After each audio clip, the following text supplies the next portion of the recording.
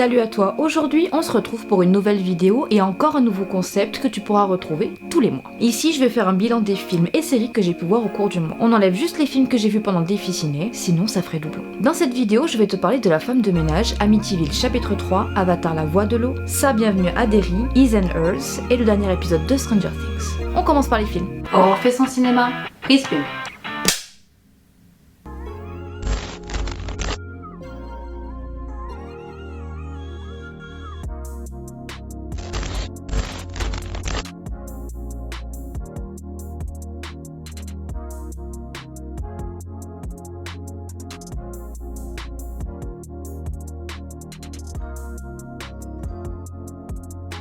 Avant toute chose, je déclare pour ce film un trigger warning parce que certaines scènes sont assez violentes. D'ailleurs, le film est interdit aux moins de 12 ans, ça veut tout dire. Le film est adapté du roman best-seller du même titre, écrit par Frida McFadden, publié en janvier 2023.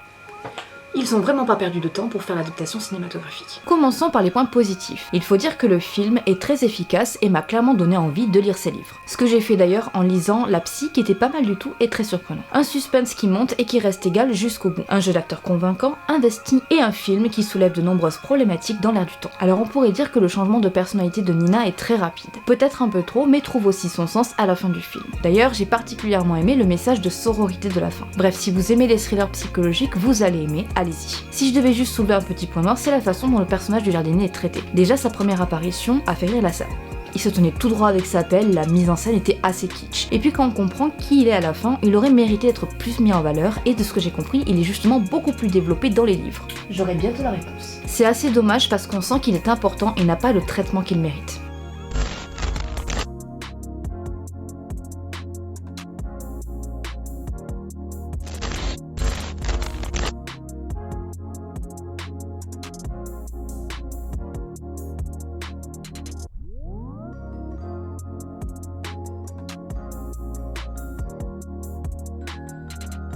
Oui, je sais, il était grand temps que je voie ce film, mais mieux vaut tard que jamais. Il est aussi grandiose visuellement que le premier. Personnellement, j'aime bien l'idée aussi de suivre Jake Sully, Neytiri et leurs enfants comme une saga familiale. On s'attache rapidement aux nouveaux personnages, dont certains viennent ajouter une nouvelle intrigue, dont je ne vous parlerai pas, sinon je vous spoil. C'est très sympa de découvrir un autre peuple de cette planète, ce qui nous montre à quel point le monde que James Cameron a créé est vaste et qu'il y a encore beaucoup de choses à découvrir. Ce qui est intéressant aussi, c'est de voir que finalement, de prime abord, quand les deux peuples se rencontrent, ils ne peuvent pas s'empêcher de pointer les différences les uns des autres, comme le font les humains. Par contre, eux, ils arrivent à passer outre et à se montrer solidaires quand il le faut. Clairement, le film est dans la continuité du premier avec une critique du monde des hommes qui ne pense qu'à détruire pour piller les ressources, ou pour se venger. Je veux ça et je l'aurai. Le plus important, c'est le profit, et en ça, on est particulièrement dans l'air du temps. Ça vous rappelle pas quelqu'un ? Au final, ce film apporte une jolie réflexion sur la différence et l'importance de savoir écouter et comprendre l'autre. Somme toute, de faire preuve d'empathie. Maintenant, il ne me reste plus qu'à voir le troisième volet en espérant qu'il saura se renouveler.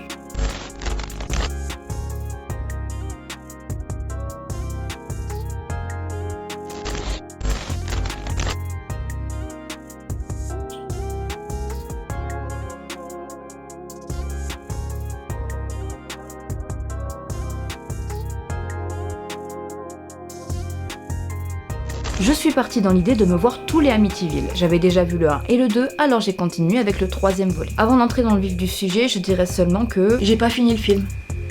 J'ai pas pu. Voilà, allez suivant. Non, je vais quand même vous dire ce que j'en ai pensé. Franchement, j'ai pas accroché du tout et ça dès le début et vraiment dès les premières images. En fait, déjà, je trouvais que c'était cliché à souhait, c'était même risible. On a de nouveaux personnages, certes, mais aucun suspense, on nous balance tout visuellement dès le début. Le spectateur n'a donc pas la possibilité d'utiliser son imagination, là où le tout premier Amityville était traité non pas seulement comme un film d'horreur, mais comme un thriller, on était vraiment scotché du début à la fin. En plus, le troisième volet, comme on le voit sur l'affiche, est supposé être en 3D. Et ça n'a vraiment aucun intérêt. Je pense qu'ils se sont dit qu'ils avaient une nouvelle technologie à tenter et que ça allait peut-être renflouer les caisses. C'était pas une bonne idée.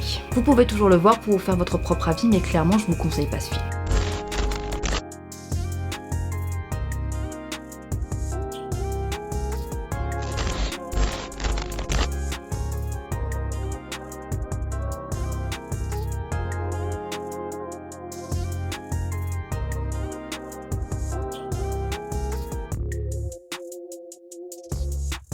Ça, Bienvenue à Derry est une nouvelle série, préquelle des films Ça et Ça chapitre 2, adapté du roman du même nom de Stephen King. Mes premières impressions, flippant et gore. De l'ambiance générale, la réalisation ou encore la musique, particulièrement celle du générique de la série. On dirait un vieux générique des années 50-60. Bon, en même temps, c'est bien dans les années 60 que l'histoire se situe. Mais vraiment, mixer un générique de ce type, plus la musique, eh bien c'est un banger pour une série d'horreur. En fait, ça donne presque un sentiment de gêne, de bizarrerie qui appuie très bien le genre. Ce qui est particulièrement intéressant avec cette série, c'est qu'on peut vraiment découvrir les origines de Pennywise, un arc que les films n'avaient pas suffisamment le temps de développer. On peut voir l'homme derrière le monstre, et on peut comprendre comment la créature a été emprisonnée pendant toutes ces années et à quel point l'être humain est tellement bête qu'il laisse son ego penser que lui peut arriver à mettre un terme aux agissements de la créature. J'ai été plutôt agréablement surprise. Personnellement, je trouve qu'elle se place entre American Horror Story et Stranger Things. Chacun peut accrocher à la série et aux personnages, que l'on soit adulte ou adolescent. Bon, par contre, il faut juste savoir que la série est quand même déconseillée aux moins de 18 ans.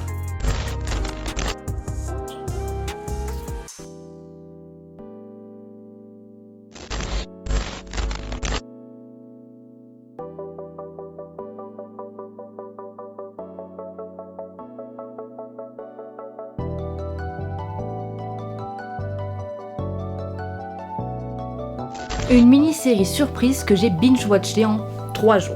Franchement, elle a tout ce qu'il faut pour faire une très bonne série thriller. Je suis restée scotchée devant les épisodes, les personnages, bien que tous bizarres et plus ou moins suspects, sont attachants et touchants. On apprend tous les éléments au fur et à mesure, nous mettant nous-mêmes dans une position d'inspecteur. On veut savoir qui est à l'origine des meurtres et quelle en est la raison. Et s'il y a bien une seule chose que je peux vous dire, c'est que vous ne pourrez pas vous douter de qui est le véritable coupable, nous laissant à la fin du dernier épisode sur une séquence magnifique qui devrait vous faire verser une petite larme. L'ambiance est tendue du début à la fin, de révélation en révélation, et nous plonge à la fois au cœur de l'enquête policière, mais aussi de la manière qu'ont les médias de s'emparer de l'information. La série nous montre bien qu'en fonction des versions de chaque personne, c'est une histoire différente qui est racontée, ils ont tous un mobile pour commettre ces meurtres. Et au milieu de cette histoire, il va falloir trouver la vérité. Rien à ajouter à part de regarder cette série de toute urgence. Oui, j'ai beaucoup aimé.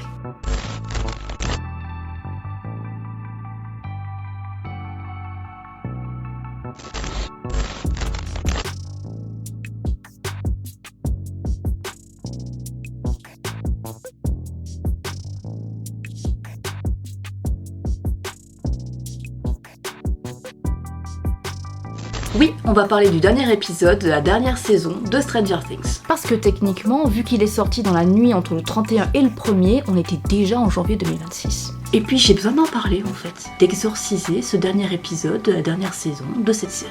Commençons par le commencement. J'attends encore l'épisode 9. T'es dans le déni. Qui a dit ça? Cet épisode m'a laissé mitigée et sur ma faim. D'abord, on a une première partie d'épisode jusqu'à la moitié, disons, qui est incroyable. Il y a rien d'autre à dire. C'est badass et tu te demandes vraiment comment ça va finir parce que tout est encore possible. Super bien rythmé avec des images qui nous en mettent plein la vue et un moment très touchant et extrêmement bien joué sur le personnage de Henry / Vecna. Seulement voilà, après une certaine scène dans laquelle il donnait des coups de hache, 11 précisément, je fais ce que je peux pour pas spoiler. C'est là que j'ai commencé à être déçue en fait. J'arrêtais pas d'appuyer sur la télécommande en me disant punaise, il reste encore une demi-heure, il va se passer un truc. Sauf qu'actuellement, j'attends encore. D'une part, l'une des issues, et c'est très compliqué de pas spoiler, et ben ça fait plusieurs épisodes que c'était assez évident. Mais au fil des minutes, honnêtement, on se dit, c'est pas possible qu'ils reprennent le cours de leur vie, un peu changé quand même. Mais surtout, comme la fin d'un conte de fées, c'est bizarre cette histoire, surtout qu'il y a plein d'éléments étranges qui laissent à penser que c'est pas la vraie fin. En fait, même si la fin est émouvante et belle, je vois cet épisode comme un soufflet qui retombe. Ça me laisse l'impression que les créateurs ont eu peur de faire la fin qu'ils voulaient parce qu'ils avaient un public à satisfaire. Ils peuvent encore se rattraper et faire le fameux épisode 9.